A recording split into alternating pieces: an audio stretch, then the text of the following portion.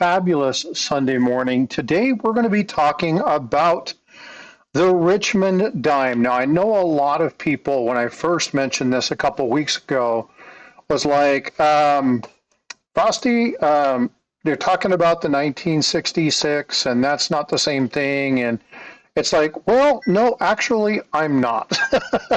And so, what I wanted to do is I wanted to get Paula up and talk about. Um, Thanks, buddy. you're welcome.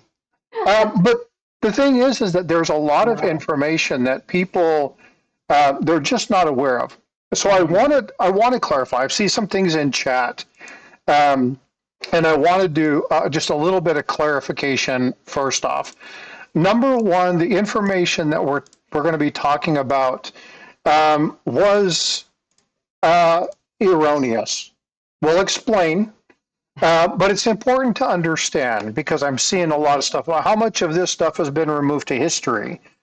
This was removed for good reason. Okay, so and we'll talk about that. We'll break that down. We'll explain. That doesn't negate the fact that, throughout our history, there are people that said, well, the victors write history. That is absolute fact. But again, I want to be very clear about what happened here. Let's see. Somebody's doing something, but Give I am it a few still. minutes and see if Mike comes up though, and let people come in before we go right into it. Yeah, no worries. Eric just gifted 5 memberships. Thanks, Eric. Appreciate it. Shannon Smith, Vincent, Bellows Forge, Jay Smokes, and G Dub all received gifted memberships. So please make sure that you say a big thank you to Eric for that. Yeah, this is a really interesting story. And again, the reason that I wanted to share this with you all is because when you do something without looking and verifying and understand, what's Paula, what's your number one rule when it comes to collecting coins or understanding errors and varieties? My number one rule. Number one rule. What's your number one rule? Know what you're talking about. But know the minting process. Right. Okay, know the minting process. 99% of this article would have been null and void if the person really would have taken time to understand who was engaged according to the story. And again, this is all according to the story. Okay. I'm not making any assertions or assessments. We're not doing that. We're going to just talk about the story. But if they would have really kind of just took a couple reflections back and understood not just the mint, but BEP, you'll understand why that's a factor in here in a little bit. Why were these things said? Why were these things done? And again, once you begin to understand that, then and only then can you look at this and go, wow, okay, right, whatever. And we'll kind of get into this. So we'll give Mike a few minutes. He said he was going to come up. Hopefully he can come up. So Luther, let's talk about this for just a second. I do agree that history should never be erased, right? But let's think of this from the viewpoint of people, you and I, who do a lot of educational stuff on Facebook and social media in general, right? We're involved a lot in social media. How many of these cockamamie stories have we seen through the years? I mean, we've seen some doozies. This one just happened to have been published. But I personally have read some unbelievable stories from people, and they dig their heels in sometimes, and they out of pride, and they go all in. We had that one guy that I talked about for a couple years on the Livecoin Q&A that had that 1943 plated, copper plated steel cent that he had a grading company in Canada had actually holdered it, and it was not labeled incorrectly. It said copper plated steel. Well, he dug in and was convinced that that coin was a experimental, was struck on one of the experimental planchets from when in 1942 or whatever, when they were experimenting trying to find a different metal, and they ended up going with the zinc plated steel cents. He was convinced that that was from, and nobody could tell him any different, even though we know that there were millions of copper plated steel cents out there sold as novelties and everything else. He was convinced that the one he had was special, and there was no disputing that with him. And he had all kinds of stories. So we are going to encounter stories like this from people who and Eric nailed it when he said I would say 99% of it comes down to ego. Absolutely. Well, Paul and I, it's been probably 5 or 6 months ago, dealt with somebody who was giving out some misinformation, and we tried to do it very politely, off stream via email. I communicated something. Paul and I were talking about it. We were doing some research, and the way that it was being described was 100% incorrect. There's no possible way in which so Neil, you're not going to find this in Google, so that's just yeah. And I'm going to put a challenge to everybody who watches this today. If you can, because we have a lot of internet sleuths out there and people like myself who have a lot of time on their hand, if you can find this story, there is one mention of it that I was able to find, and it was just somebody saying, "Hey, has anybody ever heard of that Richmond dime?" And that was it. There used to be countless stories about this on the internet. The actual guy posted this in multiple places on the internet. For years it was on there, and now it is nowhere to be found. And this is where Google fails you. It has disappeared. Okay. So I want to be very Google clear. Reviews too. Say again.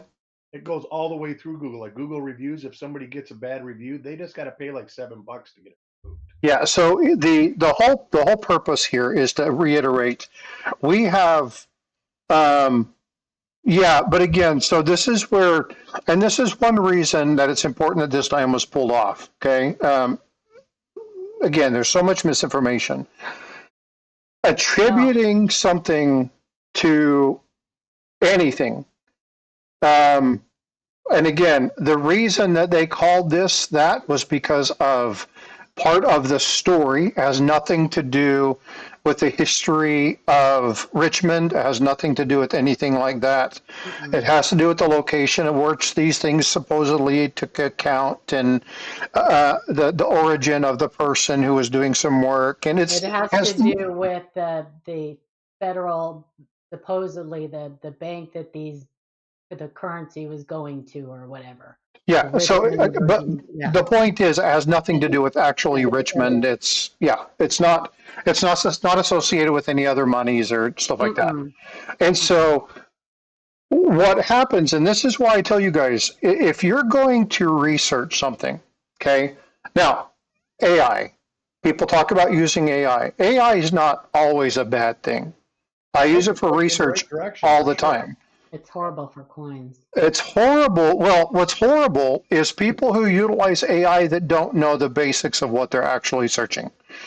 Because you have to be able to determine what's real and what's not. This story is a prime example of how it will fail you. Just sit back, buddy. Just sit back and you're going to drive yourself crazy trying to guess what this is about, because what you're talking about is completely unrelated. Yeah. Yeah. So Totally unrelated. Neil, you can search for a week and you will won't not find find anything it. on this, right? So just don't quit trying to attribute it to something, because it's not. You're not going to find this. Um, and again, one of the reasons that I mentioned this in a live stream a couple weeks back, and again, people were challenged. I'm like, no, I'm going to reach out. I know people that seen this. We've seen the article. Livecoin Q&A talked about this. Paula briefed that. That's probably the only place you can find discussion of this particular dime. And all other instances across Google have been stripped. I have pulled various queries. I've looked at different sources. I've used different platforms.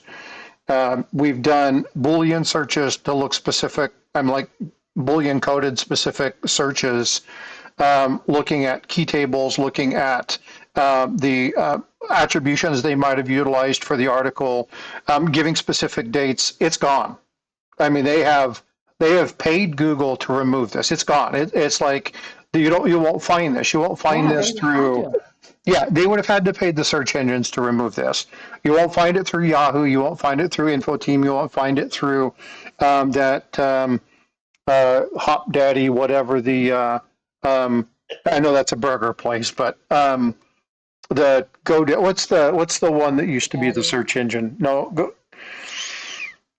I don't know. Go to net or something like that. It was prior to Google or something like that. Anyway, I have searched multitudes of sources that they might have missed, and the only place I can find it is through Livecoin, and that's only because I know where to look, because I know when the article came out, and I knew when they talked about this, and that's the only way I was able to find it. So they have definitely done some research. They did some damage control. I remember that. Say again? Ask Jeeves. I remember that. Oh yeah, I remember Ask Jeeves. Oh my gosh, that's so funny. Yeah, there's a whole bunch of those. So Mike just messaged me and said, send me a link. So I'm emailing him the link real quick. So let me send this off. Real quick, just so everybody's tracking, the winners, there were 6 winners yesterday. All of your packages have been prepared. Snav, I got your address. I will get that out tomorrow. GoDaddy is a website provider. Yeah, but there's GoDaddy there's as I was like goto.net or something like that. There were so many of them back in the day. But I've looked at a bunch of the old ones that are still around to see if I could find this. And it's, again, I mean, I was doing Boolean based searches to see if I could find this stuff, and I just, and if you guys don't know what Boolean is, it's very specific. So it's like Richmond capitalized, or in parentheses, capitalized and parenthesis dime, parenthesis capitalized and, like, very specific searches, and I couldn't find it anywhere. Hey Neil, then if that thing really works and that's true, how come people aren't going to Mexico to get their cancer cured? They do, and they don't get cured. Yeah, they don't get cured. No, but they can get butt implants for really cheap. Yeah, dental implants too.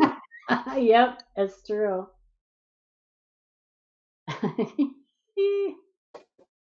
Okay. Mike Noodle, he needs a new link. The old link should work. Yeah, the old link should work. I've just resent it to you, Mike. You should have it in just a few moments.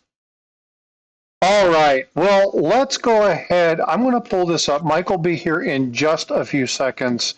I'm going to pull this up. Now, again, as I'm going through this, folks, just be aware I won't be looking at chat for a little bit because of what I'm going to be doing. Hopefully that didn't show up on the screen. I think that to not to not embellish the story any further than it's already embellished, maybe a good idea would be for you just to read the article. I'm going to be pulling that up here in just a Okay, second. yeah, let's hear it straight from the horse's mouth. And don't forget that Conecuh did retract it all. They absolutely And retracted that's it. the right thing to do. They So start did. I had with a a positive. cow when I saw that Tyler article. Wayne. And the whole reason, Eric, is because I had actually been following this story for several years. Yeah. I had talked about it long on the LiveCoin Q&A long before it came out in Connecticut. Yep. And when I saw it published, when I got that issue of Airoscope, and I saw that cover, Well, I we thought, all this talked has about got it. to be a joke. Yeah, because I got the issue at the same time, Mm-hmm. and we talked about it back then. Hey, Steve looking for silver just dropped in 5 gifted memberships. Siren, Two Old Guys, MLZB, Tyler Lane, and Susan all received memberships. Thanks so much, Steve. I greatly appreciate all your support. And look who's here. Yeah, look who's here. Good morning, Mike. Good morning. I'm sorry I overslept. That's okay. You know, when you get to be your age, it's important. Wow. Okay. No worries. Hey, I know you and you love jokes. I know you so. do. Yeah, I know where you live. I mentioned. He has my address. All right. Well, he did a dine and dash. Oh, he took off already? Oh, Steve LaPointe. Sorry, Steve. Wrong one. That was Steve LaPointe. My bad. Oh. All of these at things give me the wrong name, so I apologize. I don't like that at all. So Steve LaPointe gifted those. I'm sorry, I do apologize. And you know what? It showed up properly on the screen, so I guess I should have looked at that. Mike, get back up here, Mike. I'm here. Okay, he's back. There he goes. All right. So here is, and we're just going to kind of run through this really quickly. We'll hide all of this stuff real fast. Okay. And so again, this is the article that we're going to be looking at. We're going to be breaking this down. That was Mike's finger. That was Mike's finger, indeed. That was Mike's finger. And if you look at this, you're going to see what we're talking about. So clearly, your Google search of the 1966 is incorrect because this is a 1973 Denver. It's an important distinction. Now, the Denver mint mark is important to the story. We'll get there because supposedly where this occurred was Philadelphia, and then these were shipped to Denver. So it's important to understand the concept, but we'll kind of get through that. But again, we're looking at this particular volume, 32, number 6, November to December of 2023. This is actually released in November of 2023. And we know this because of something that happens a couple pages later. So as we dig through this, I'm going to go ahead and read this to you. And I know it's hard for some of you to see. I am going to make one adjustment really quick for those of you who are looking at this in the vertical mode. I'm going to actually increase this a little bit so that you can see what I'm showing you a little bit better. So you guys should see that adjustment now. By John Martin, The Richmond Dime, A Search for Provenance. In June '76, my uncle brought me and my cousin to take a tour of the Philadelphia Mint. This would prove to be one of the most memorable experiences of my life. Once at the Mint, I was initially disappointed by the building itself. I expected a majestic columns and domes like the Capitol buildings. But this was purpose-built for security, not aesthetics. Inside, we rode the escalator up to a balcony that goes around the perimeter of the operations floor. There were several viewing tubes that identified the individual operations on the floor. The walkway took us clockwise around the Mint display with silver and gold coins, large artworks that were reduced down to becoming die designs, historical information. I was most interested in floor operations, but they were difficult to see in a large building. The last display on the tour before you head downstairs was the lobby where coins and proof sets were sold to make all the hours spent in the car worth it. The large display had photographs of coins that should have never existed, and there was an arched array of coins that started the lower right with the first coin struck. There was a gap of 1 or 2 coins, and then the rest showed the rapid destruction of the reverse die. The reverse die, which is the anvil, had a central die failure that left pieces of the material to the surface, becoming struck through the objects as further coins were struck.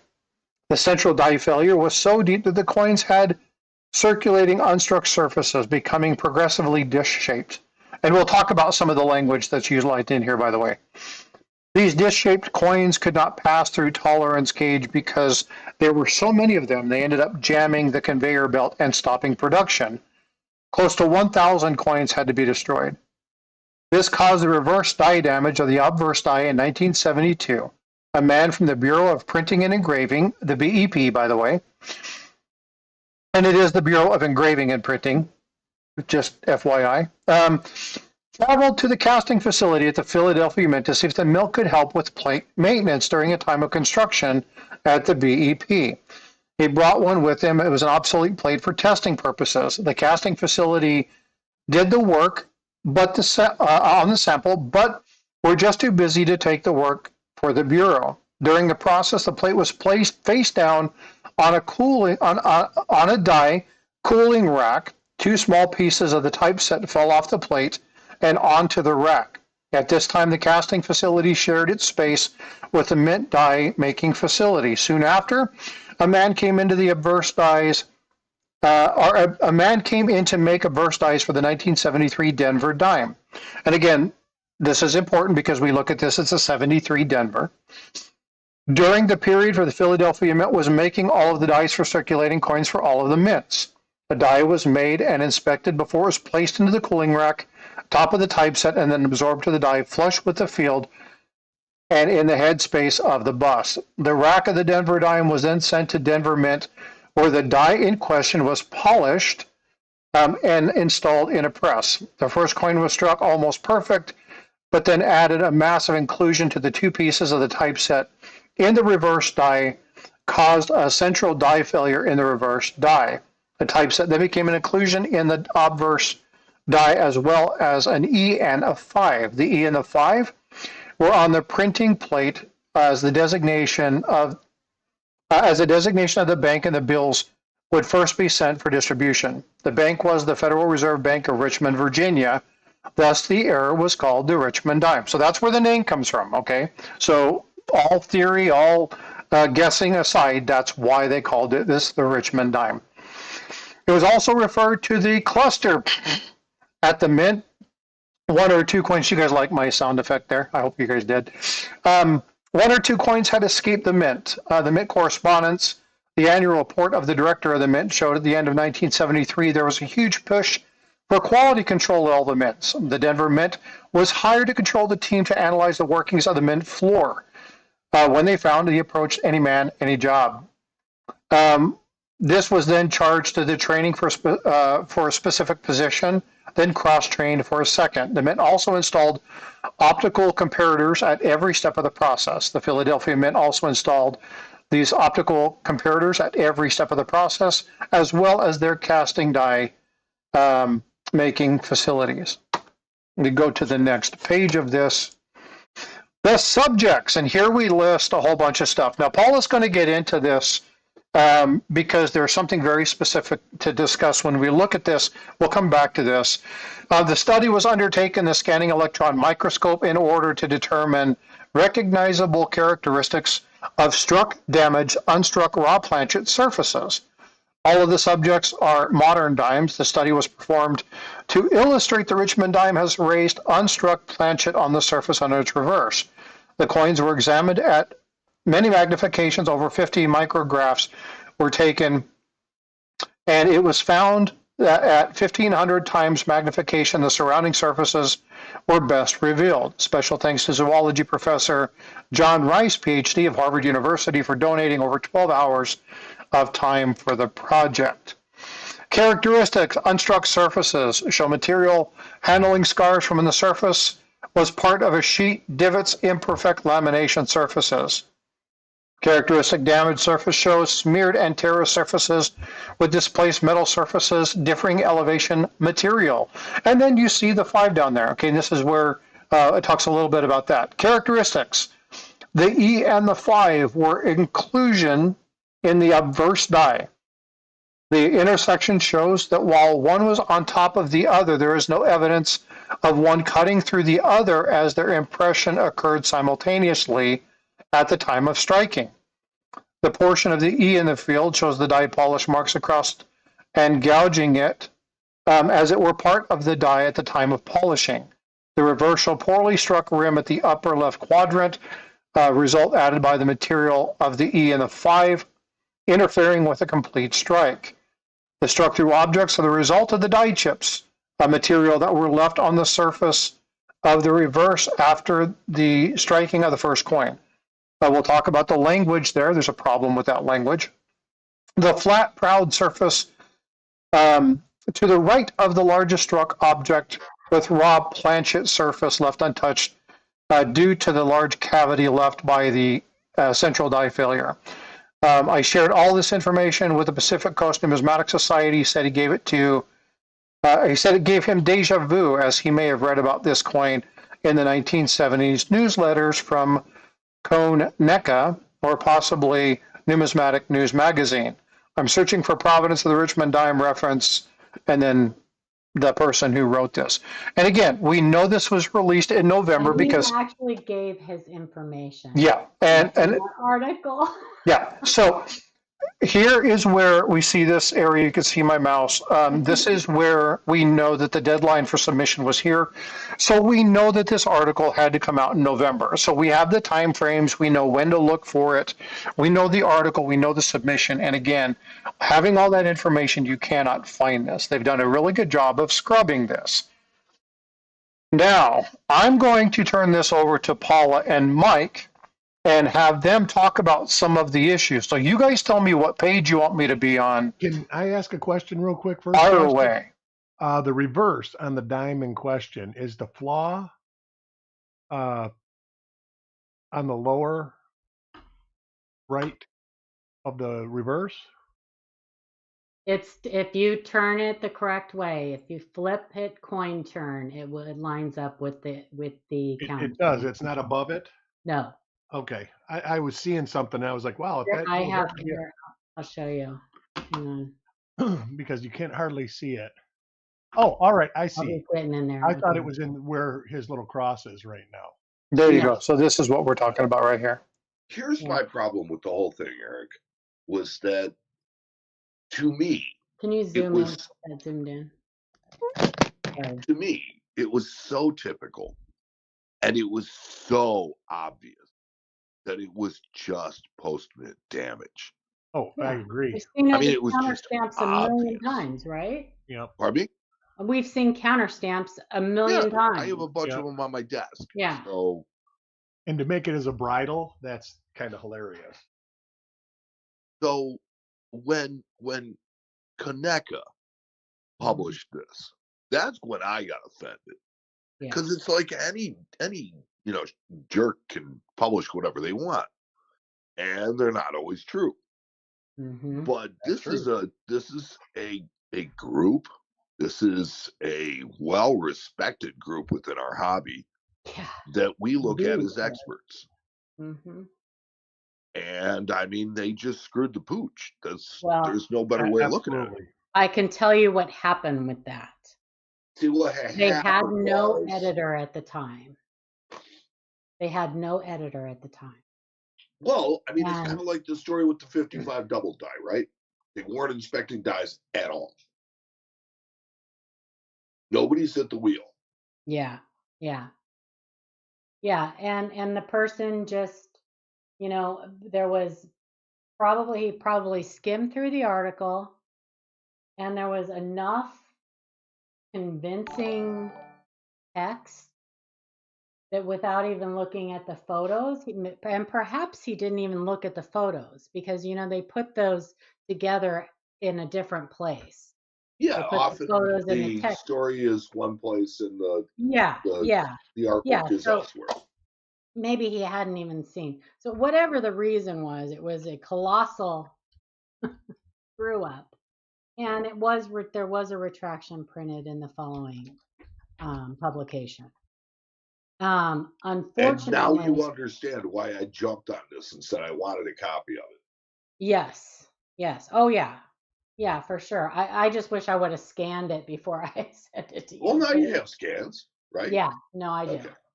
I've High got a hard quality, but copy somebody's floating around dumb here enough. somewhere. Say But that again, Eric. I says I've actually got the magazine floating around here, and I actually tried to get on Connecticut this morning to see if it was still in their listings. yeah, Probably isn't, but yeah. I figured I would check. And folks, I can promise you that the Connecticut site issues have nothing to do with the fact that we're talking about this No, morning. no, it That's was a lack that's of. coincidence. Okay, I don't want anybody Yes, going. and it's the Yeah. first time and that I have seen something to this degree, something this bad. To the but And I'm sure it goes back to the chiefs and Indians things that I always talk about. Connecticut probably don't have a lot of Indians. well they have, so it's the people that run these things all volunteer their time and stuff. That's And right. And people don't realize how much time it takes. exactly. You heard my rant this morning. Hmm. I dedicated a lot of time to an association, and when everything came out, it was like I just wasted 10 years of my life. Yeah. That sucks. So Luther just said that an app called the Wayback Machine pulled Yeah. up the original page. Okay, that's Yeah. good. I didn't know that because I had searched and searched and searched, I couldn't will find tell it. you what, if you ever want to see an old web page, the Wayback Machine is the way to go. You go back and it will show you a copy of that web page from a specific day. Yeah, if you can find it, Luther, if you can find any information on it, because like I said, I follow a lot of coin groups, a lot of coin community pages, and I had been following this this It's one of the story. best places to look for stuff that's been scrubbed. Okay.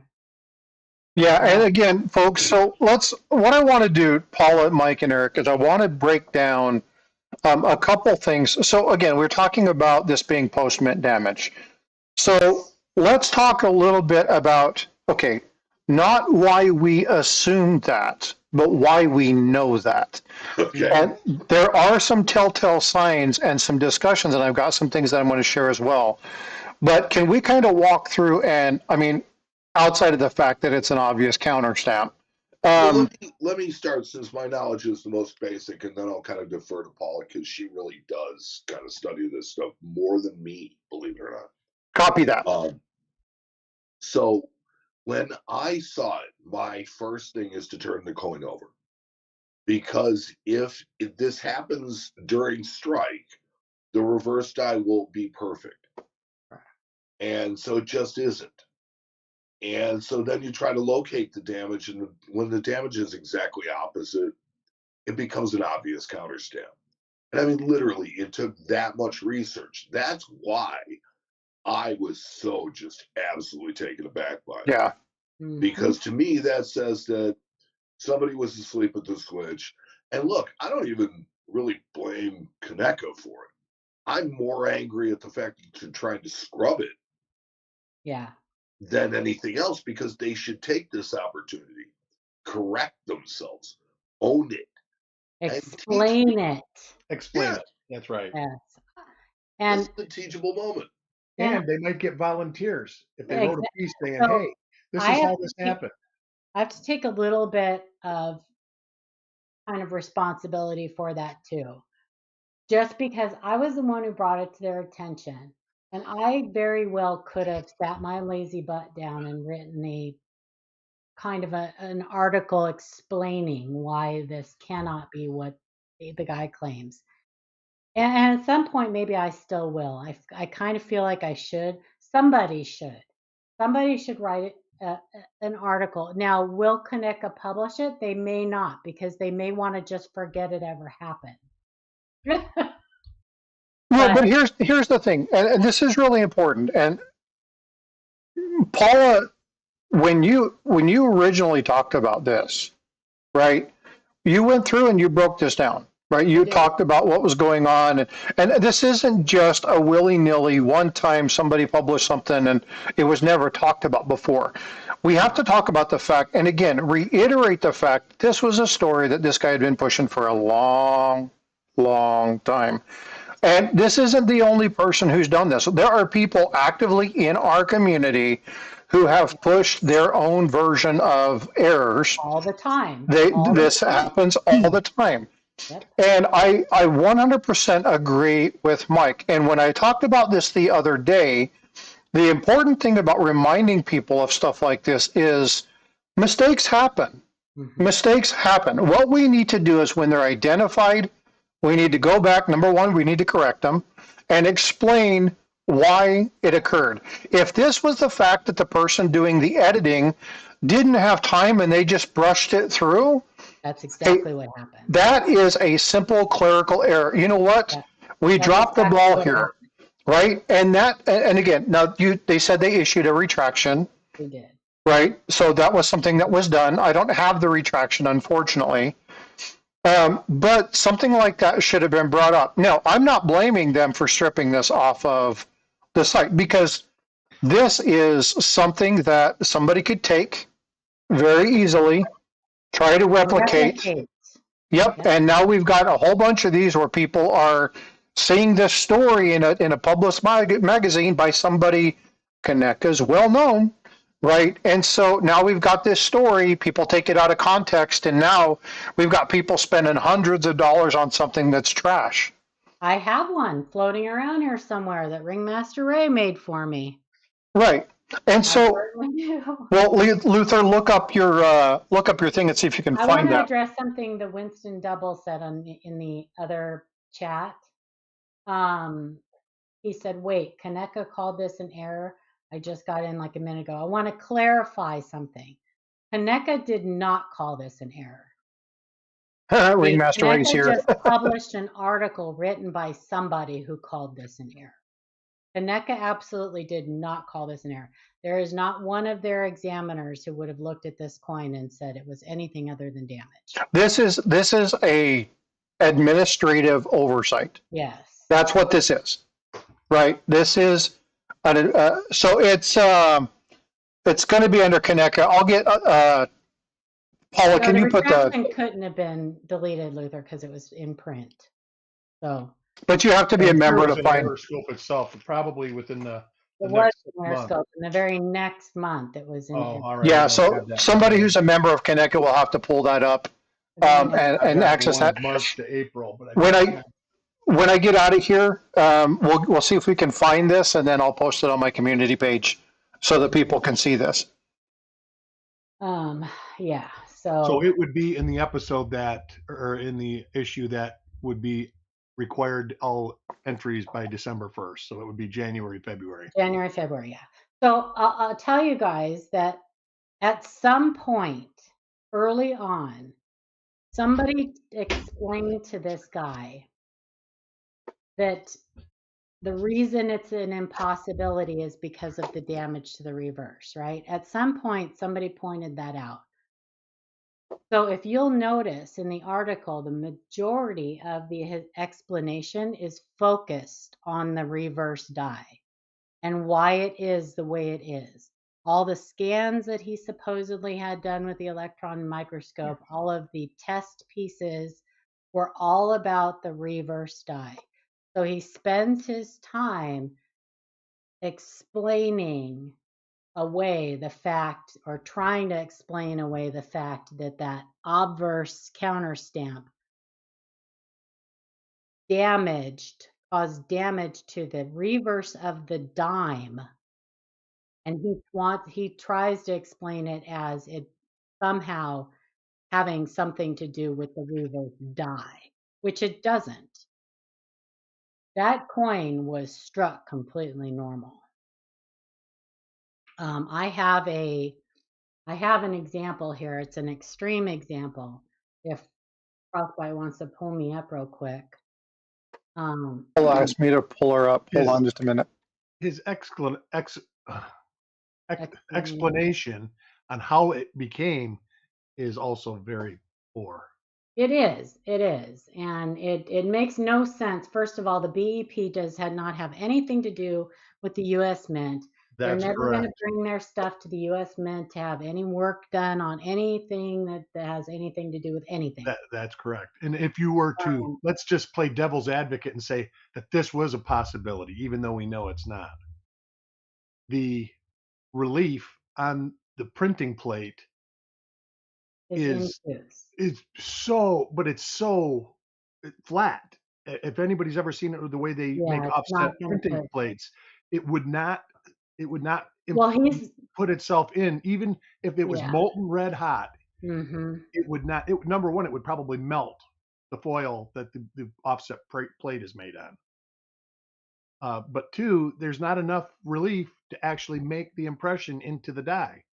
That's that deep. It's an obvious stamp. Plus, the font is wrong. So this is a cap die strike. It is. For those of you that said that's what it is, it's a wrinkled cap die. It was a very, very, very thinned out and wrinkled up and stuff. But that's the obverse of it. So it's technically a struck through cap die. But on the reverse, you'll notice it's completely normal. The reverse die is not affected at all.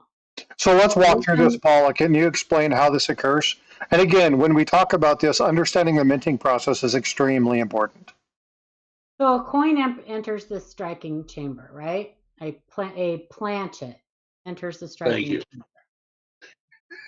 And it, for whatever reason, gets stuck to the obverse die. It gets stuck up there. And as it it covers up the die. Yeah, the detail in the covers up thank you, the details. The die, yes. So it covers up all of the details on that die. And as it's striking more and more planchets, it gets thinner and thinner and thinner. It can fall out after striking one planchet. It can fall off after striking thousands of planchets. Part of it can break off and fall off, but the planchets confused together. Yeah, the planchet. Oh, and that's beautiful when that happens. All kinds of beautiful, horrible things can happen. Horribly wrong things can go wrong. But beautiful. And that are beautiful. But it's still, the reverse die is not affected because it's stuck to the obverse. Same with any strike through, right? You can get struck through grease. It will only affect that one, the die that it's stuck to or struck in between. And then the front of the coin will look like Athens. Yeah, if it's between if the grease is on the obverse die, then it will only affect the obverse die. If the grease is on the reverse die, it will only affect the reverse die because there's a planchet in between those two dies. Can I draw a distinction? Can you what? Draw a distinction. You draw whatever you want. If he's an artist, then yes. I am an artist as far as this goes. So something I think is really, really important to know is that the difference between an error and a variety. Mm-hmm. Because an error is something that happens once and it's over. It's something like a strike through. It's something like a clogged die. It's something like a die cap. A variety is something that happens during the die making process, and then is transferred to every coin that's struck by that die. Correct. Exactly the same. And the reason, even though this struck through cap die can strike multiple planchets before it falls off, every time it strikes one, it changes. It changes, right? It thins out, it changes somehow. This one, so originally this one wasn't wrinkled and stuff like this. I mean, this is a beautiful example, in my opinion, of this. But It's shifted, it's wrinkled, it's probably rotated. I mean, all kinds of things happen to this. And Luther, you are correct. You can have an error on a variety. Yeah, that is correct. Yes. You can. Mm-hmm. So I want to go over one more thing, and this is something that I wanted to show specifically regarding this. Let me get out of this screen and pull up this. This is something else that I wanted to share with the group, and this is specifically related to Bureau of Engraving and Printing. In order for the typeset that the gentleman was talking about, you would have to understand how the plates are made. And I've got a couple of things here that I'm going to show. Actually, I got to take this out because I have to have, whoops, wrong one. Let me get to the right screen. Okay. I have to make sure that I can show this. When you talk about money, and again, Bureau of Engraving and Printing is not the same facility. They're not located in the same place. They're totally disparate of each other. The Bureau of Engraving and Printing does not do coins. The Mint does not do paper money. You will never have the equipment from one or the other. It's just not how that works. They're in different cities. Yeah, they're not even close to each other. And you are not going to have anything near a die drying rack. Those dies cost a lot of money to make, and they are not going to just willy-nilly set something on top of a rack. That's of right. And for it to be hot, it would have to be coming out of the annealing oven. Exactly. Yeah, and so I want to get back to this and kind of walk through a couple pieces just for the sake of doing this. And again, I'm bouncing back and forth between a couple different screens because the people in vertical mode, I'm trying to give them the best view of this screen. So I am shifting it back and forth, so bear with me as I do this. So when we look at this, what the statement was that these pieces fell off and they were sitting on the die and they were, they kind of pushed in. However, when you look at the Bureau of Engraving and Printing, the ink in the paper, the way that they utilize this, the type of presses that are utilized to print money actually used an incuse surface. That means it goes into the surface of the plate. That's where the ink is fills up, and you actually have a raised ink.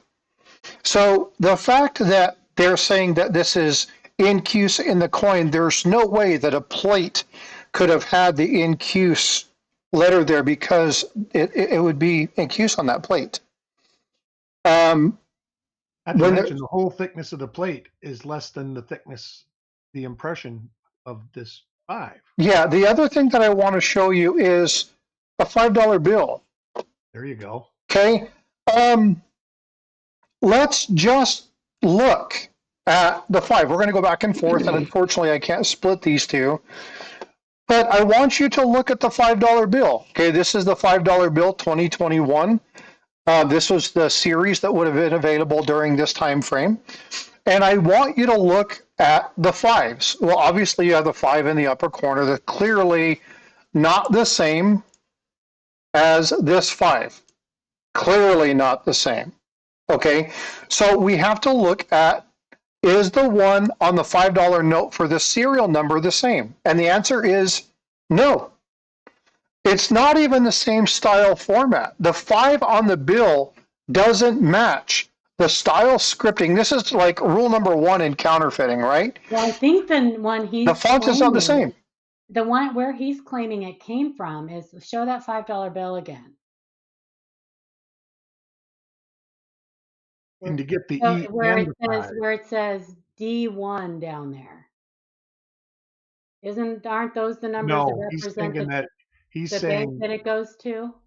QL406, those numbers. But it had an E5, but it's still rotated. Where are the numbers that indicate the Federal Reserve Bank that it goes to? Right here. That's the D1, right? It would be L12. Okay. It's over here. It's in the bottom right corner. FW is Fort Worth. Yeah. Okay. Yeah. Right. I think he's meaning these letters that would be L12. Anyway. What would be a print, I believe, a print batch number. Now he said it was indicating Richmond, Virginia. Well, 73 the Federal it actually Reserve could Bank be of different. Richmond, Virginia. So it. Let me look at a 73 $5 bill. I'm sitting here violently typing when I can just speak up. What the hell? Yeah, I'm not sure. I'm not sure. Okay, so what Paula is saying is correct. What they assume is it's not the serial number. The serial number doesn't exist on the plate. The serial number exists on the printing machine. They're talking about the Federal Reserve District, Richmond, which is 5E. And that would have been in 1973, the font is a lot bigger in that lower corner. Yeah. But it's still not that big. It's still not big enough. They're wrong. And that's tiny. They're the wrong size. That's teeny tiny. Whoever fabricated this nonsense wasn't even close. That's right. Not even close. Comical. Yeah, but my point is, if you look at one of these bills, and we can even go to here. Let's do this. It is frustratingly comical. So this is the $5 from that time frame. Okay, we're looking at 1914 to 1933. There's different ones here, and you can look at the reverse and stuff like this. But when you look at those numbers, this is we would have to find one that had the 5 to see if the font was the same. But I doubt it. It's tiny. It's too big. I'm looking at a dime right now through the loop. Yeah. That E is 3/8 of an inch long. That 5 is just under 3/8 of an inch long. Yeah. There is no way that those are on a bill. Goes from the tip of the nose down through cheek. Well, so one rule that I stand by in this hobby, especially when it comes to errors, is Occam's razor. Yep. Not just errors. The simplest, with everything really, but the simplest explanation is usually the most correct one. The one that takes the least amount of assumption. This guy. I don't know. Well, what I want to show, and again, I'm looking through multiples of these, is the font and the lettering. This is from 1963. The font in all of these are the same. The lettering on all of these fonts are the same. It's a little bit smaller, obviously, when you get down into the smaller numbers, but it doesn't matter which one. The fonts are always the same. And so you can shift through the various years and look at these. The fonts are the same, right? Now, obviously, this number is not exactly the same, but the fonts are always the same. They change security elements in this, but they don't necessarily change the font. As a matter of fact, they try as hard as they can to make it as consistent as they can, just like fast food. That's right. They want it to be recognizable, they want it to be consistent, and they want it to be the same. Yeah, and so this just doesn't match. No, well, okay, so here. It's so much fun to talk about, though. It really is. I get people that come in every day, and they ask me. They're like, Mike, it's like you just take a look at something, and you're like, no, it's fake. Mm-hmm. How do you judge so fast? Yeah. And basically what I've told them is it's just a matter of trusting your instinct. Yeah. Yeah, our first impressions are usually correct. Wrong. Yep. How do you know it looks right? Have you ever taken a family picture? Has anybody ever tried to sneak one of the neighbor kids in on you? Because you'd notice it wouldn't look right. You may not even be able to put your finger on it at first, but it doesn't look right. From word go with this, I looked at it, I'm like, no, it's a counter stamp. I mean, it's obviously a counter stamp. So Azure Blue asks a really good question. Usually counterfeiter motivation is to scam to make money. What was the Richmond's dime creator's intent? I'm not going to say it isn't the same, but what we do see. I don't think he created this. I think he found this. Yep. Yes, I do too. I agree. But here's where I don't think there was malicious intent. here's what we see. Well, and again, I don't know that, so I can't answer that. Yeah. But here is what we see a lot of. And we were talking about this, and Eric and I were joking. It's like, I need to record one of our conversations one time and then edit out all of the do things and say, Frostbite coins mic'd up, and just have our chit chat, because we have some fun chat beforehand. Today's conversation, if we were to block out the names and what was going on, would have sounded like beep, beep, beep, you, and then beep, beep, beep, beep, beep, beep. Don't forget the swear words in there. Yeah, and so, but the problem is we have people in the community right now who they want their name associated with the identification of things. They want to be the discoverer. They want to have their name in lights. They want that recognition. They want the whatever you want to call it that goes along with that, wants right? to be somebody. Yeah, and so I think, again, I'm not saying that that's what the intent of this particular thing was, but I kind of lean towards that. Because if you can identify something and you can explain it, it ends up to be true. What happens? Well, people look at you and you're knowledgeable, you're very smart. Oh my gosh, I really need to go to them. This guy's the expert. And that motivates a lot of people to want that, want that discovery piece. They want that notification. They want that notoriety. And I think that's where this comes from. But I can't honestly say that he didn't genuinely believe this. I think he did genuinely believe this. I think so. Right? If you read the beginning of the article, it starts out with his little tour as a child of the U.S. Mint. And he probably saw a photo of like a bonded coins or something like that. I don't know what the U.S. Mint had framed pictures on their wall or whatever of, but if it was an error coin, it was probably something super extreme, like one of the what do they have, Mike? Is it like 100 different? Is like the most of the bonded coins is like 100 coins bonded together or something. Oh, it's a huge cluster. Yeah, I mean, you're completely out of my depth with it, but I've seen them 20 and 25 coins deep. Yeah, I think that there's one that and it may be the one that he's talking about, where there was a pile up and the coins bonded. They just kept striking these planchets, and it's just a huge cluster. Yeah, we have one. Struck bonded coins, because when in the striking chamber, when coins are struck, they become almost liquid. The metal becomes almost liquefied. It's so hot that the striking action generates so much heat that metal almost becomes liquefied for less than a blink of an eye, but in that moment. So these coins, these planchets, as they're being fed into these striking chambers, they just keep getting struck and struck and struck, and it just piles up, and they become bonded together. So it may be something like that he saw a photo of, and then somewhere down the line, this dime came into his possession. And it probably was in change, and he immediately thought he had found a holy grail. Yes. And as opposed to actually learning the minting process, created one of his own. Well, he definitely has a legacy. He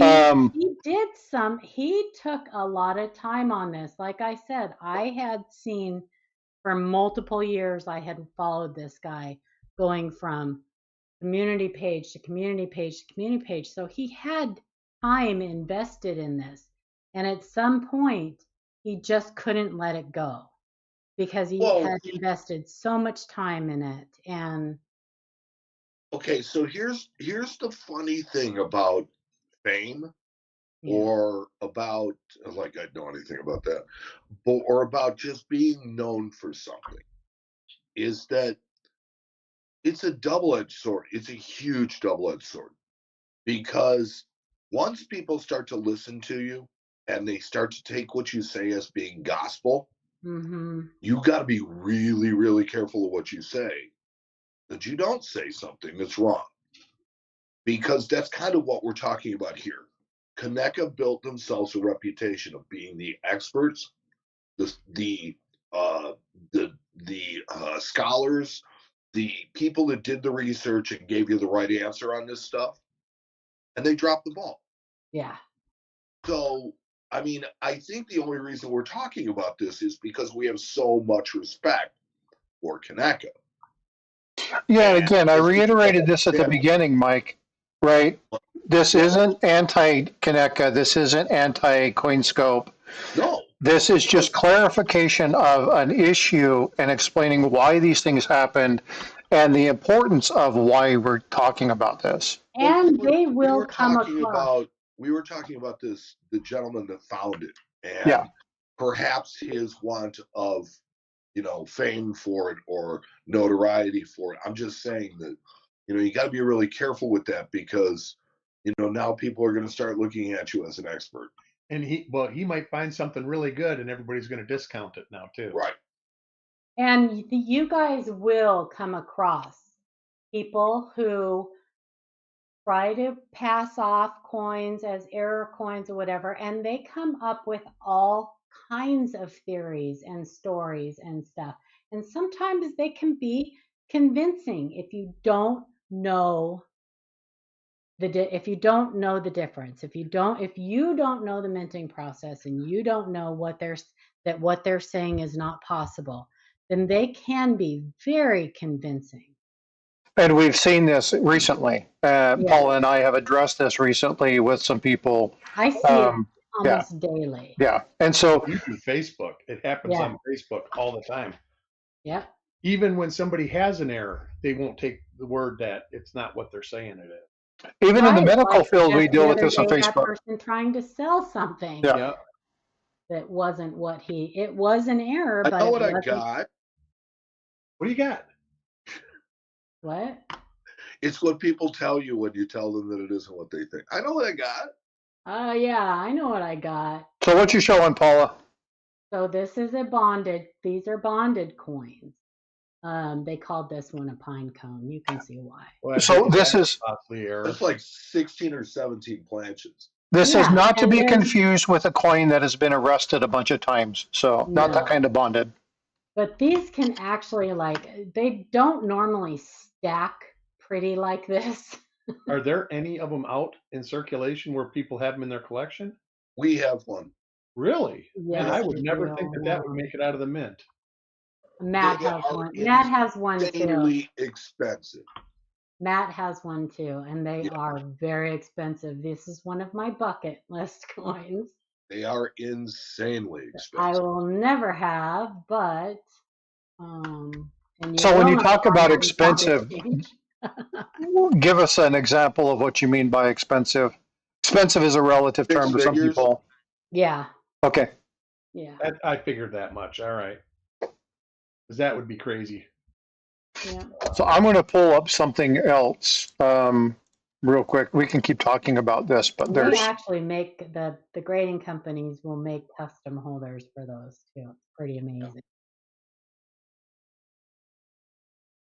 I'm going to show you. There is a whole world of error coins out there, you guys. I'm going to show you one of my favorite ones that Mike shared with me. Mike knows where I'm at right now. Yeah, I know where you're at. My favorite file. All right. This, and what's sad about this coin, what's sad about this coin is how it ended up broke. Oh, yes. Are you talking about the not that one. Oh, okay. I thought you were talking about the broken Carson City Morgan. So, Mike, regale us.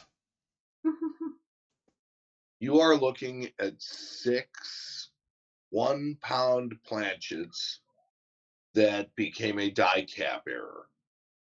And as you can see, one of them kind of got struck off to the side, and then it really centered underneath the die. And they really started making a bottle cap out of the thing. Unfortunately, somebody who will remain named Harlan Burke was playing with it and broke it. And he broke it into a couple of pieces. The coin was worth probably $1,000 the way it was. This is my pictures of it before he broke it. Yeah, and I then sold it for $350 really quick and got rid of it. It's still fantastic. Well, it doesn't look quite like that anymore unless you have some like Gorilla Glue for that. No, I know, but it's yeah, it's sad because he just couldn't stop playing. Good to be the king, though. Inkman, thank you for being a member. I greatly appreciate the support, bud. It was his. So if anybody's going to break something, if you guys want to see the best place, so there's a couple websites that you can. John Sullivan has, obviously, but his is you don't have to buy them, but they're for sale. But he has a great site if you want to see some pretty cool errors. Mike Byers has some errors that are not possible. No relation to me. Yeah, no relation to Eric. But they are definitely shenanigan errors. But he's got some cool ones on there and some that are actually authentic. But error-ref.com. Doesn't Michael Ellis have as well? Does he have a website? I think he used to, but I don't think I see it anymore. Let me check. Yeah, Ken Potter has one too, coin.pro, or I forget what it's called. But really, if you want to see a comprehensive list of errors, I don't always agree with the explanation or the definition on error-ref, but if you get 5 error people in a room and ask them for an explanation, you're going to get 5 different answers, or at least 4. So Luther asked a really good question. So there's that. Hey, Mike. We don't always agree on stuff, but you inspired me. I'm sorry? You inspired me. For? Do you see this coin that you have up right now? Oh, yeah. I don't know. Fauschweiger or whatever, however you say it. Volkswagen. I don't know. I don't have one. I want one, but you have to be careful because there's a lot of not genuine. There's a lot of not genuine, but they are cool. Yes. Ta-da! Ta-da! Did you get that from Mike? I did not get that from Mike, but I did get one. And because I told him, I'm like, I want to do one. I want to do a story on it. I love these things. They're really cool. Reached out to somebody and I finally got one. So if somebody wants to put... Hold on a second. Luther asked a question in chat. Okay. And he says, why did Fred Weinberg websites never take off? Okay. And I will tell you that Freddie Weinberg is a dear, dear man that is loved universally in this hobby. Fred, he's a typical researcher, right? An old school researcher. He's a little nerdy, a little geeky, kind of awkward around people. And his interest is really the research, not the teaching. Mm-hmm.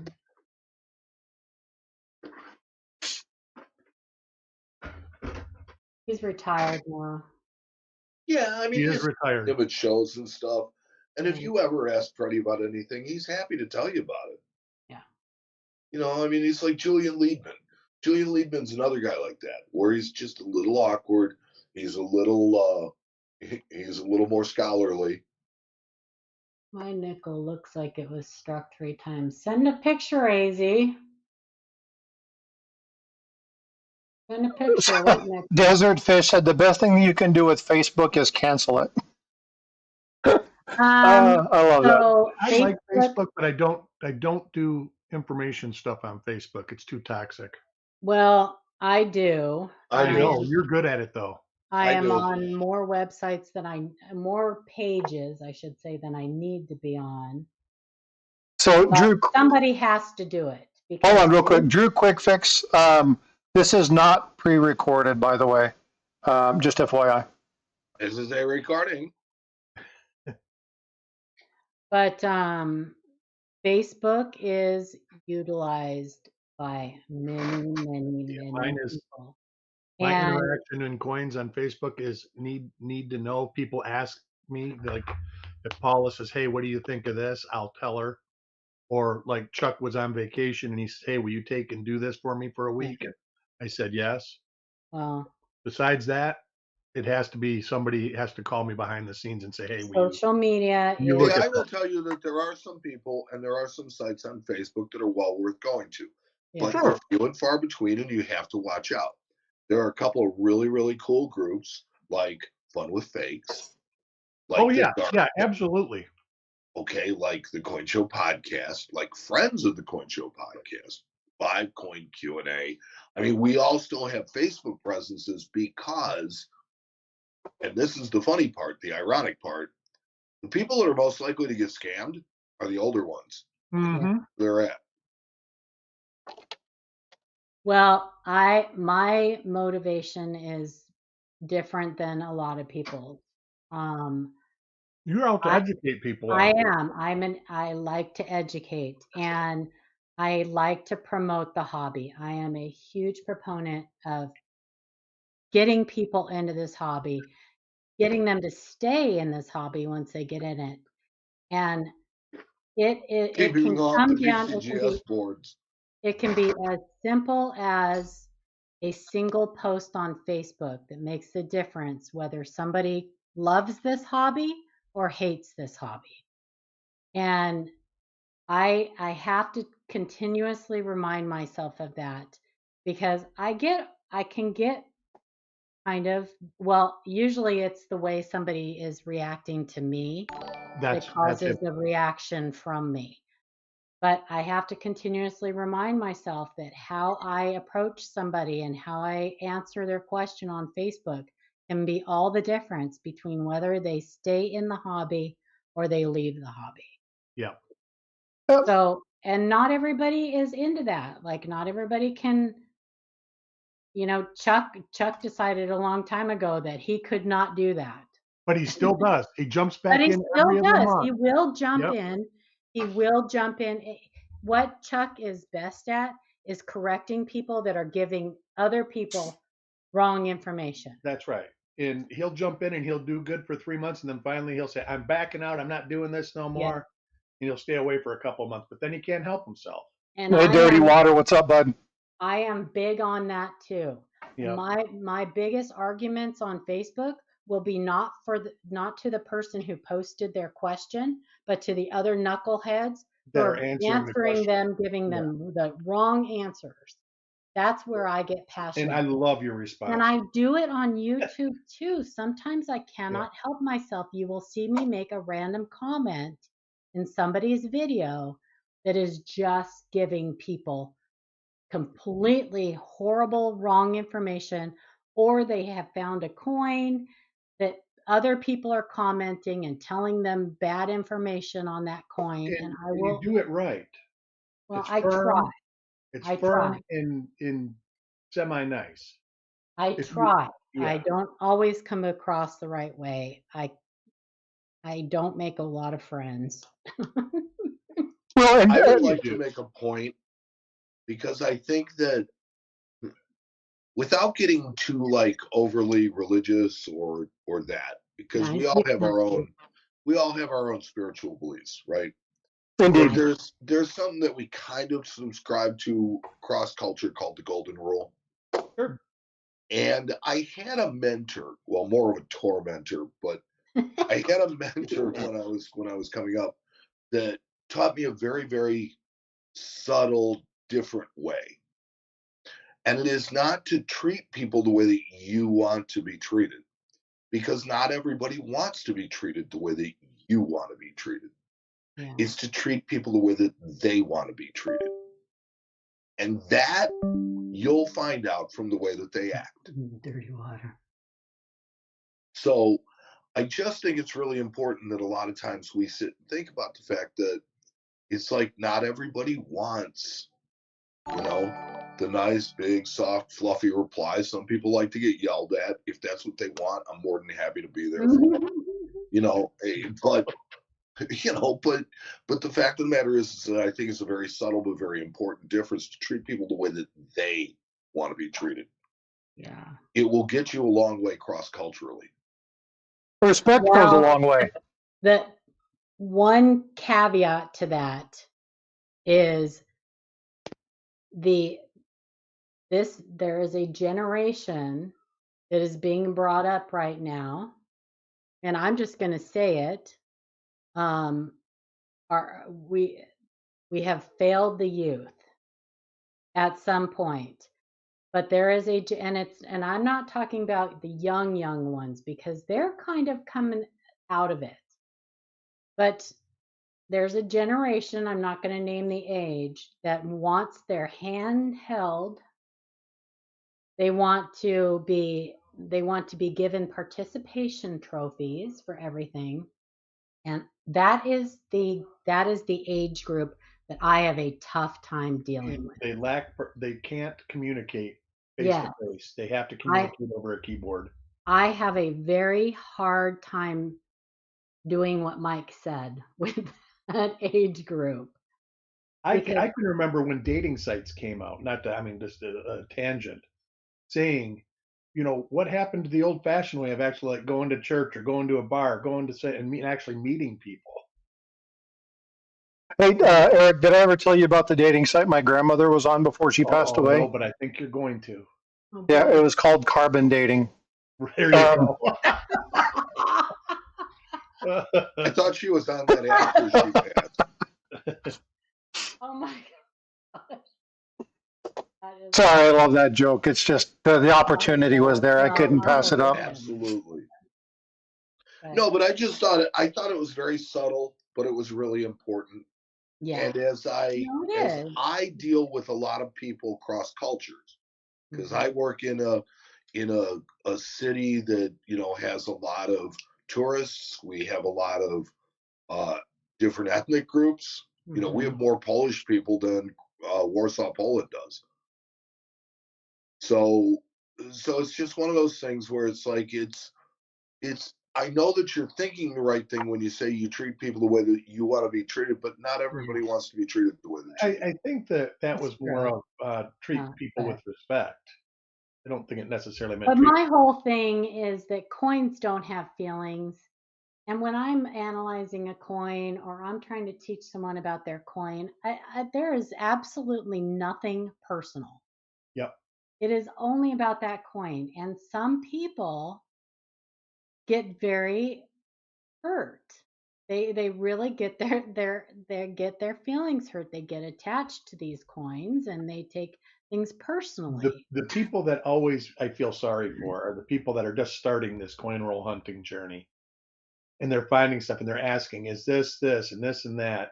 And I always say the best way to actually realize what you're looking at is to keep looking. And once you actually find something, you'll find 25, 30, 100 things that aren't they're machine doubling, they're damaged, they're this, they're that. And they're not double dies or varieties or error coins. But when you find them, you get it. But Eric, from having worked in a shop, that you crush people's dreams all day, every day. All day. That's right. Yeah. And it is the way that you handle that determines will make the difference. Yeah. What people think of you and your shop. Yeah. I used to hate the response. You just want to get my coin for free. And I used to hate saying, I actually don't want it. You can take it out with you. But yeah, that you're right. And I looked for a reason to get out. In the silver thing that's going on, I thought it was the same. It turns out it's slightly different, but it gave me memories of that whole time. Thinking back, not to change the subject. Sorry about that, Frosty. Oh no, it's fine. Paul is the one you have to worry about. Yeah, I was glad I did. I was smart. I didn't go broke. A lot of people I knew went broke. So. Well, and Paul is tired of hearing about the silver thing. That's why he said that, by the way. Taking care of the public. I know. I'm sorry. Taking care of the public is an art. It is. And there is truly something to it I have spent my life in customer service. And so because of that, I have learned to treat people, just with a certain amount of respect, Right. regardless. And I've found ways to help my weaknesses in that regard. And that's the ultimate goal is you're working on you. You're really not working on them. You're just doing your job. I learned something a long time ago. And this, you guys remember Packard Bell? You do. I do. Yeah, it tells you how long I've been in the computer industry. I had a mentor that would teach me. I, started level 1, ended up in level 3 tech. Say again? Were they a tormentor? No, he was actually really nice. Kind of one of those people that's always nice, makes you sick kind of thing. Didn't matter what the problem was, they were always positive. Yeah. But out of all the things he taught me, and again, this was back when they had concurrent DOS, if you guys know what that is. This is MMS, all different. Yeah, like a BBS, right? It's just you could do multiple versions with DOS. It's a really cool program. The lesson was when you're acting in a customer support role, and it doesn't matter what field you're in. If you are in that role, you need to remember that you have heard that question 1,000 times, but it's the first time that person is asking. And you got to treat it as such. And there are times, and this, I know Paula, when we talk about this, we've talked a number of times. We're not talking about the person who says, hey, I genuinely want to know this. It's like, oh my God, you're an idiot. This is common sense. We're not talking that. The things that get frustrating is the same person over and over and over and over and over who come in and ask the same questions and then argue with you. Yeah. Right. And those people they get frustrating because it's like there's no teaching. And the thing that he taught me in this is when you're hearing this question, if they are not teachable, like you can't teach them, don't dismiss them, but dismiss them from your presence. And it's like, and so it's like, look, I'm sorry, I can't help you.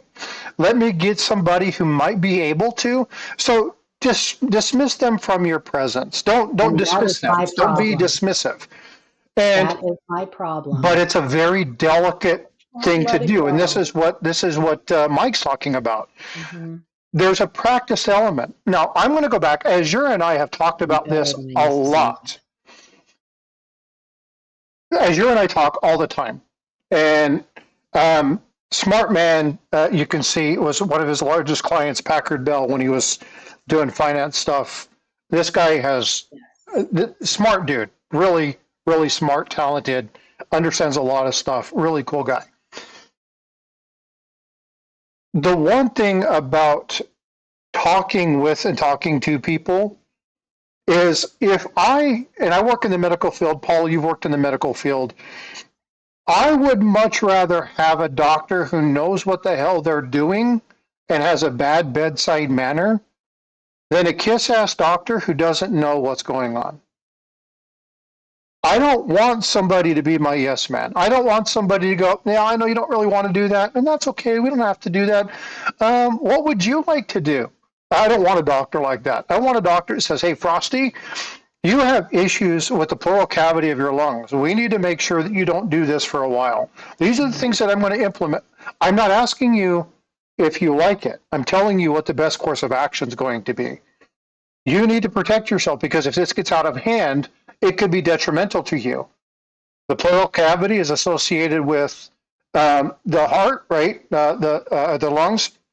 You've got that pericarditis that circles the heart. That leaches into each other. It's going to cause you issues. You need to make sure you get this taken care of. I would rather that doctor be a little bit more of a pain in the butt and tell me what I really need to hear because that's what I'm paying them for. Yeah. Right?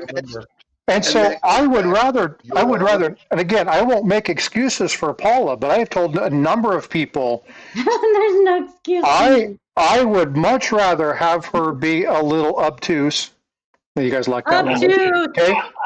I would rather have her be a little bit that way, or even a lot that way, because I'm going to tell you what, there is never a question about where she stands. That's a fact. And That's for sure.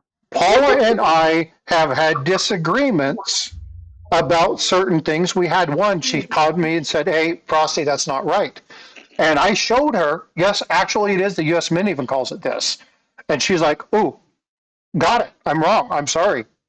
Good job. Way to Well, I catch was that." wrong yesterday. Right. And so, well, I don't remember what we were talking about, but I remember I was wrong. but if you were well, you were talking about we were talking about shipping and who the level of responsibility is, and I was wrong. Not that I write these down, by the way, Paula. I'm not writing down all the times you're wrong. No, he doesn't keep track. I kick I myself. do. I kick myself more than anybody else. I know Mike's keeping score. Of course. But what's important in this is that if Paula genuinely is wrong, and you can show her where she's wrong, not your opinion. If you can actually show her the context, the information, and say, here's what's stated. Now, there's going to be one of two things happen. She's going to come back and say, well, let me show you why they're incorrect. Or she's going to go, well, crap, you're right. Yeah. Sorry. Hey, good catch. Nicely done. I want people to do that because I want to know the right information. But if your evidence happens to be this particular issue of the error scope, it may not be so well. That's right. So can I address something real quick? Well, hold on a second, because I want to put a point on what I was saying. So it's like Eric says, there is some people that are very difficult to deal with. Yes, they are. Mm-hmm. That's part of the job. It's part of what you do. It doesn't mean that you have to sit there and take it. And it doesn't have to ruin your day. No. So I will tell you a little known secret outside of the business that is for people that decide that they just want to remain the expert. Yeah. We call it the expert tax. Basically, if I'm going to help you, if you look at me at the end of the deal and you go, hey, it's like, can you do another just 5% or something? And you've been really decent. You're buying, yeah, why not? Sure. Nobody's doing any tag days for Harlan Burke anytime soon. So it's like, yeah, why not? But if you've given me a hard time throughout that, no. Right. Yep. As a matter of fact, I might charge you a little bit more for something than I put before. So it's like there's satisfaction in that. And there's a little bit of, a little bit of justice. Now, with all the volatility, is Harlan Burke no prices on any coins? I take. Oh boy. Codes. You really can't price coins anymore because the prices change too much. Right. I mean, you have to think. I have coins I've had in stock for 20 years. Yeah. Don't leave, AZ. I'm gonna get to it. I know I used to do codes what I paid for something or something like that. So I actually had some information to go with. So here's my thought on that is I love the idea. My brother used to work for a shop where he introduced the idea of changing the code and encoding the date that they were put into inventory in it. Because it told you how old it was, and how old it is tells you how bad you need to get rid of it. Right. So AZ, I just have a question for you. Your question on that was if you want to know if it's struck more than once. Is that correct? I just want to, before I answer anything, I want to clarify. And also, is the reverse of that completely normal? He sent me a picture he has a struck through late stage capped eye on a nickel. And I think he thought it might have been struck 2 or 3 times. Now, I can tell you that the die cap itself that struck that coin was definitely struck more than once. But I can tell you that unless the reverse on your coin shows evidence of that coin being multi-struck, then the coin was just struck once by a late stage capped die. Does that make sense?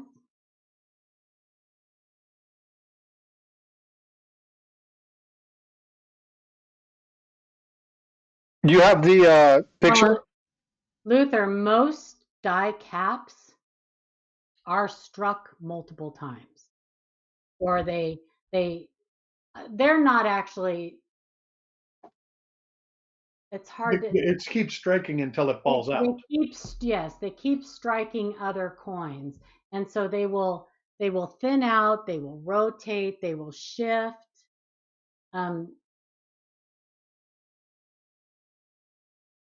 But I think he wanted to know if the coin itself was multi-struck. And the only way to tell that is if the reverse looks multi-struck. Frosty, in that folder, there are 2 structure die caps, if you want to show pictures. Okay, let me grab them. There's a wheat cent, there's a memorial cent.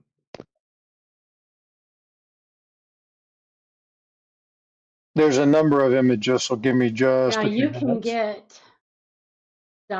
get a clashed die cap. There's all kinds of things that can happen. You can get a die cap that gets a brockage and starts striking counter brockages. You can all kinds of things.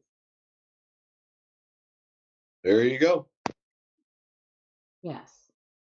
So that has been that is a brockage. And that's not brockage because somebody can't say an L. It's not a brockage. Sorry. Was that Eric that said wow or Mike? Nope. I didn't say anything. Wasn't me either, but okay. I might have thought it. That's racist. Yeah, so there's some cool stuff. So this is a brockage struck through die cap. I would just call it a brockage. That's fine. I know you've disagreed with Sullivan in the past. Yeah, I would just call it. I mean, so capped die caps, structure die caps. There can be multiple. There's actually multiple like subcategories for them. Some people just use the generic term struck through cap die or cap die strike. You said there was another one in here too, right? Yeah, there should be towards the bottom. There should be some. There should be a wheat cent.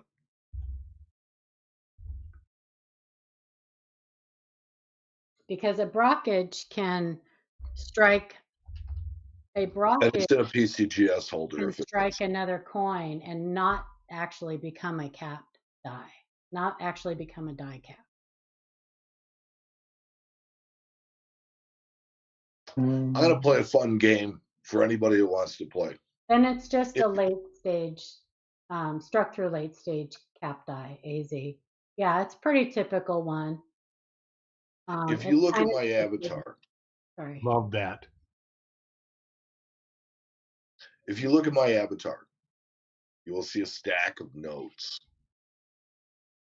They're all the same color because they're all the same denomination. I have always wanted to give something away. So I'm going to give away one of Frosty's poker chips. Perfect. Perfect. That's the way to do a giveaway right there. There you go. Oh, what a guy. I want you to put in the chat how many dollars you think is in that stack. And the closest one. You said they're all $100. They're all the same, yeah. That is a big, big stack. 50,000. Huh? 50,000. So the first person with the right answer in chat. Oh. Okay. Directions. Yeah. Rules. Sorry. Minor details. I already have a poker chip, so I'm not going to enter. You took it down. What? I actually saw this post on Facebook. Oh. He went to cheat. I did.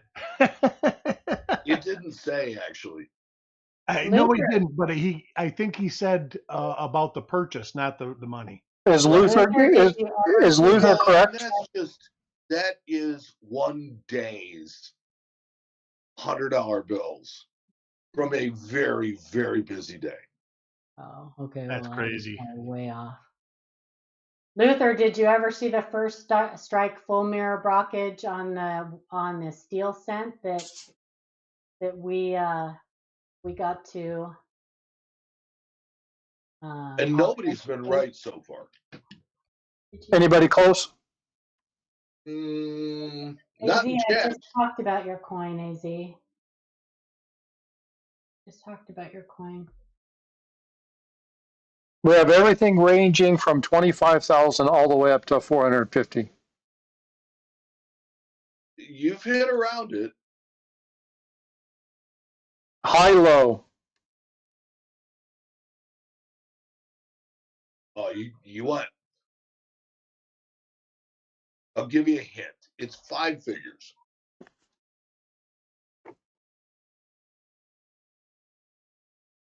How much money, Jag?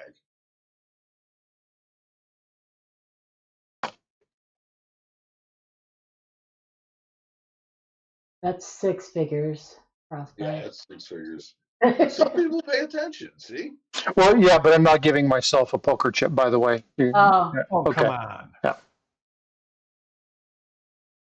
Steven, my rose, I just lost a leaf off my rose.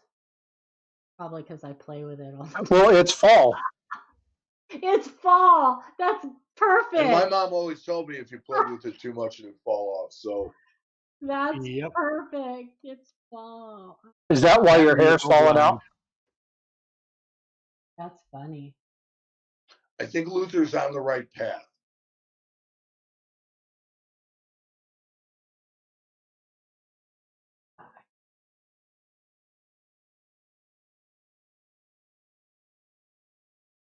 I don't know. 40K.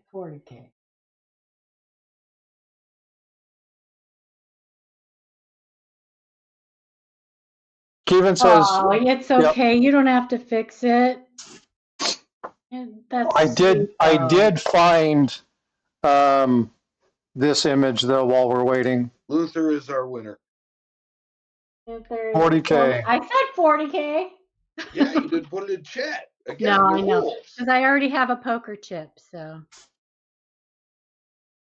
And I just sent Luther a poker chip, so if you want me to send you another one, I can. Yep. Or you can designate it open to chat, and I can send somebody else one. So, there Mike, you go. There's that one right there, Mike. That's exactly like yours, only it's a wheat cent instead of a memorial cent. Well, I have one of those as well. Yeah. So yours was a reverse brockage also on a memorial cent. This is a reverse brockage on a.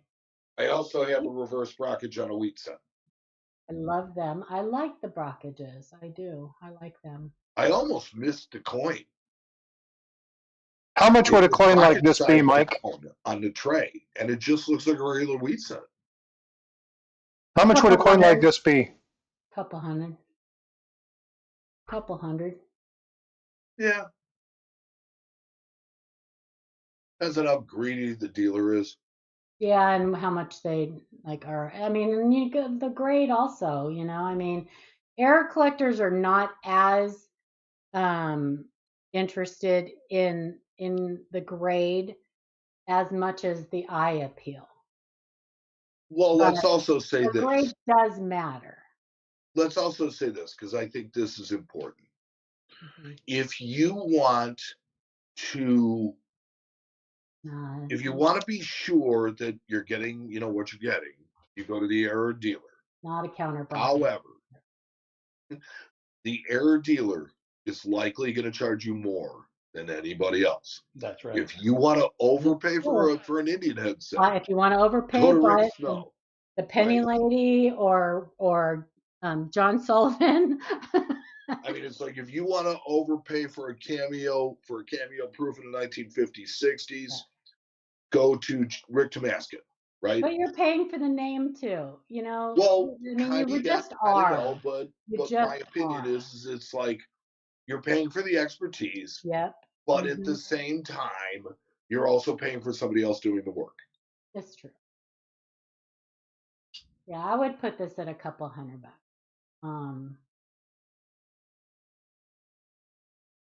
So Very cool. now, if it were an obverse brockage and had the date, it would be worth even more. That'd be really hard. That would be really hard. That's the reverse of it, by the way. Yes. Yeah. But it's not impossible. And like I said, we had that full mirror counter brockage first Paula? strike heel scent. Paula? Yes. This is my coin. That is your coin? Yeah. That's a hefty price you got on that. Yeah. Yeah, like I said, it depends on how greedy the dealer wants to be. Yeah, that's all right. It's a cool piece. I love this kind of stuff, though. It's already gone. I like the brockage. I like the early, first, second strike brockages. I like those. The more detail you can see, the better. They're worth much more than when if they become a die cap and start losing their detail. Oh, I like that one. That's a beauty. Did you buy that? Yeah. You for yourself? No. Oh, well, you said you were going to buy one. Right? I work the counter. I buy the stuff that comes into the store. He buys all of these. I buy all the stuff that comes into the store, most of it. That's what I do. I didn't know you wanted to buy one for your. Well, I do, but I can't afford 40 grand. Well, not in that grade. Get an AU58 like mine. Even them, they went crazy in the last couple years. I got mine from Charmy. And I actually got a really good deal on it. AU58 I believe that. BCGS CAC. And it's a deal. Charmy knows her stuff. Charmy does know her stuff. Charmy has I think one of the best collections of Indian head scent errors. She's just got a good eye. Yeah, she does. So here's the funny thing. She was a late really starter. Good friends with Rick Snow. She was a late starter like me. Didn't she really find good friends with Rick Snow? Double dies? And she will walk around a show. Yep. She will find all the really nice Indian head scents, buy them, and sell them to Rick. Yeah. There's a fella at those shows. I can't remember his name. I think his name is Aaron something. He's got crazy Indian head in Lincoln scents, like crazy. Oh, I know the guy you're talking about. So Aaron, him and his wife, dark hair, curly, gray hair, and his wife is always with him too. If we're talking about the same guy, this is the guy who has the #1 registry set of Proof Indians. It might be because the guy that has the number 2 set now of Lincoln Scents works for him at the fun show. Okay. And it's amazing the stuff that he has for sale, and those are coins that aren't up to par for the set. It's like nuts. You look at them. You have a nice double die. Yeah, I'll get it, Azure. Yeah, this is one of those things that I definitely want in my collection. But they're going up in price. They are. Again, folks, when you talk about collecting numismatics, people talk about investing. If you're going to lean something that direction, you need to find those highly desirable pieces or those high rarities. Those are the things that are going to continue to gain. There is sure. And it's a woody. And I waited a long time, and I'm telling you, this camera doesn't do it justice, but it's got beautiful wood grain. I waited a long time to find one that I really liked. Still got luster. Well, one of the reasons why the 55 double die is so valuable is because it's obvious to the naked eye. Yeah. The more obvious the error is, the more valuable it generally is. Yep. Yep, except for the 7204. Hey, how about this one? Oh, yeah. You know what that is? I do. That's mine. That looks like a Daniel Carr or something. This is something that Jack sent me. Is it a counterfeit? Yep. It is. Nice. Yeah, Jack sent me 2 coins. I have my Jack doesn't love me. He hasn't sent me anything. Oh, here we go. Oh boy. vampire. I introduced Frostbite to all of these people, and then he starts getting gifts, and I don't get squat. I've sent you gifts, Paula. You have sent me gifts. I've sent you gifts, Paula. You have. I'm just teasing you guys. Mike's being quiet. Yeah, because the one I sent to her was ticking and it never got there. He sends me indigestion. I send you a lot of grief. You send me a lot of good information and a friendship that I will treasure.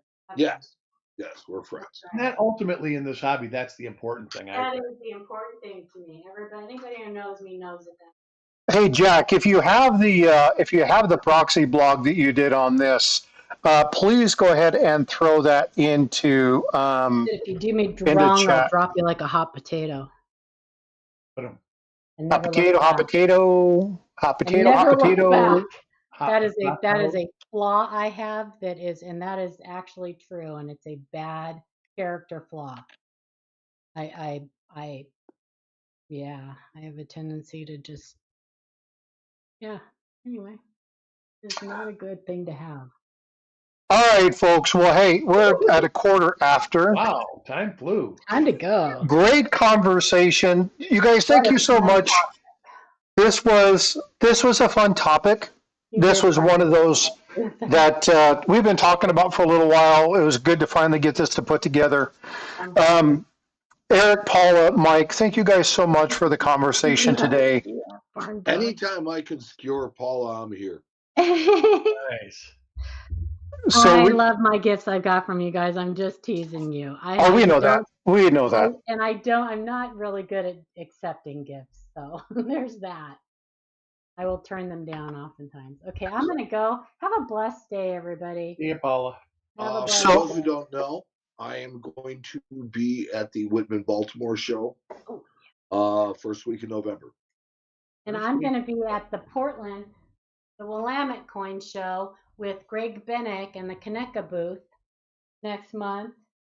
Signing copies of this issue. Signing copies of the Richmond dime thing. If you have coins that you need looked at or whatever, we're going to be doing free coin examinations. And Greg's going to be doing a talk on error coins. 14th, 15th, and 16th. Really just the 15th and 16th. So of next month. So come say hi. In chat, both chats, there is a link to a proxy blog on that coin that I just showed you. Go check that out. That is our own Jack Young. Fabulous. Both him and Jack Riley do a lot of great stuff. Zach just had a birthday, I heard. Happy birthday. He did. Another young guy, up and comer, very, very, very knowledgeable. So again, don't let sex or age discount you from some of the knowledge that we have in this community. So I think Paula blazed. She took off already. Anyway, you guys, thank you so much. Yeah, so thank you guys so much, and I appreciate you guys being here. All right, folks. Thanks for having me. Yeah, take care of yourself. We'll see you guys next week. Be well, be blessed, and I will see you guys in the